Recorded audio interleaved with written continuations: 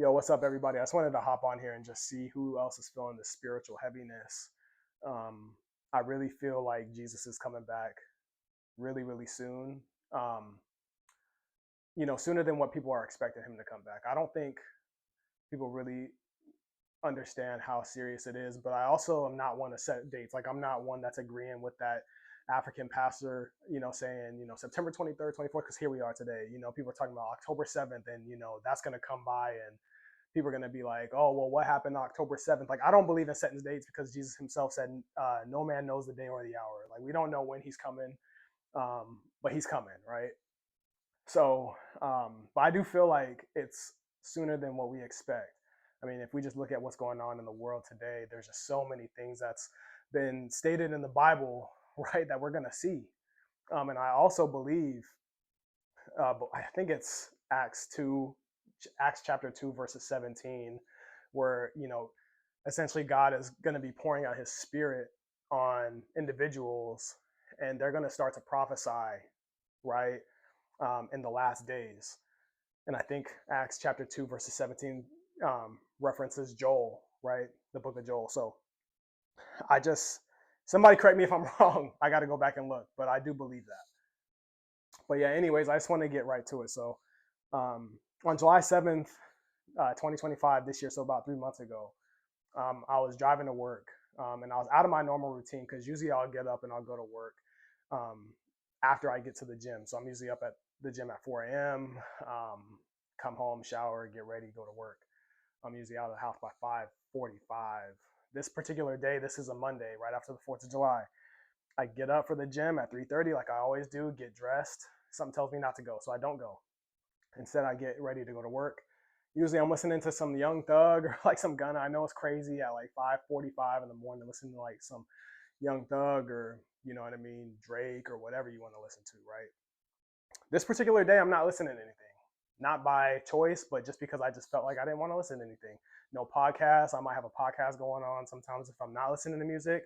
This particular day, I'm not listening to anything. So um, I'm driving in silence. um, and when I'm driving in silence, I literally hear God say, he gives me a choice. He's like, either you change your life right now or it's going to be too late. And when I heard that, it was very clear. I just start crying, tears coming down. Keep in mind, I'm just a person that, grew up in the church, but never really cared to like listen to God, like never really cared to follow, and on the narrow path, like down the narrow road, as, Jesus puts it in Matthew chapter 7. I'm not going down that narrow path. I'm on the broad path that most people are on, right? So um, I've never really heard God's voice until this day. So I didn't really know what to expect or how to react. But I'm hearing it and I'm just, crying, trying to figure out what's going on. And then I hear God again, and he's like, if your faith is casual, it's not enough to carry you through what's coming ahead, for what's to come ahead. And I'll put the screenshot in here, or I'll try to post it somewhere. Um, and again, this is just coming from somebody who never really was on the path. I never really wanted to live that life. I grew up in a Christian household. Like, mom was very much a believer, still is a believer. My sisters, both of them, very much, on their own walk in their own faith, very much down the right path. I was kind of like the black sheep of the family, right? And I got my own family, you know what I mean? But, I'm a black sheep in my own family when I'm talking about like my sisters and my mom and whatever. So never felt that. So when I heard this, I immediately felt this sense of urgency to start repenting, right? I'm repenting, like asking God for forgiveness because he said time is running out. And he said, if I don't change my life now, then I'm going to be deceived and that I'm going to be missing out on what is to come. And it's like, what's to come is something that I'm not prepared for. I'm one that I never really read my Bible like that. I can quote like basic scriptures like John 3:16, right?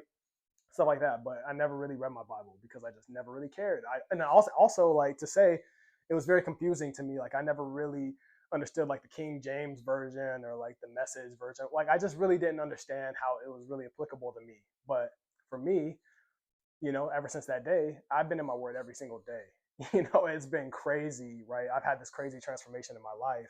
And some of y'all may think that I'm crazy. Some of y'all may think that, um, you know, like, oh, you're whatever. Like, I don't do drugs. I don't drink. I don't do any of that stuff. Like, I'm just a normal guy that goes to work, goes to the gym, and hangs out with his family and his friends. Like, I'm not anything special in terms of like the worldly view of things. Like, I'm not into anything that's not good for me, right? So if God can use me and he could speak to me who was on the broad path, who was so far away and didn't want anything to do with God because I believed he was real, but I was definitely like, I wouldn't even call myself lukewarm. I was definitely faced back the other way. Like I did a 180 turn to come back to where he has me to be today.